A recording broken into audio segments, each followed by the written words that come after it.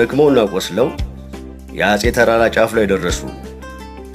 ከፊታቸው ልክ በህልም እንደሚያዩት የማስታወስ ኩሬ በከዋክብት ብርሃን ታጥባ ታበራ ነበር።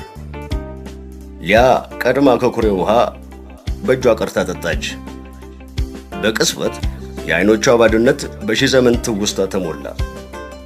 የቀድመ አያቷን የጀግንነት ሰይፍ፣ የፈረሰኞችን የአንድነት መዝሙር፣ የጠላቶቻቸውን የተንኮል ሴራ ሁሉ አስታወሰች። እንቧ በጉንጮቿ ላይ ፈሰሰ። አስታወስኩ አለች። ባኮና ኢልዳናም ተከትሎ አጠጡ። ወደ መንግስታቸው ሲመለሱ ከኩሬው ውሃ በትልቅ የቆዳ ማቅ ይዘው ነበር። በቀጥታ ወደ መርሳት ወንዝ ሄደው የማስታወሱ ውሃውን ከወንዙ ጋር ቀላቀሉት። ወንዙ ለአፍታ ተናወጠ፣ ቀለሙም ተለዋወጠ።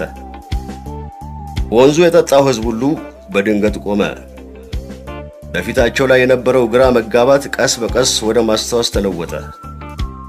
አባት ልጁን፣ ወንድም እህቱን፣ ጎረቤቱን በእውነት ተመለከተ። የጋራ ታሪካቸውን፣ የጋራ ህመማቸውን፣ የጋራ ድላቸውን አስታወሱ። የውሸት ጣዖታቸውን አፈራረሱ።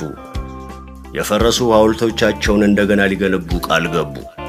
የፈረሰኞቹ መንግስት ዳግም ተወለደች።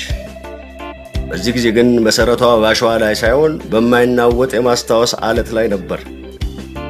እናም የአቤቶ ካሌብ ድምፅ በትውልዶች ልብ ውስጥ አስተጋባ። ታሪክ የሌለው ህዝብ ስር እንደሌለው ዛፍ ነው። ስራችሁን ወቁ፣ ከስራችሁም ተማሩ፣ በአንድነታችሁም ጠንክሩ። ፈጸመ።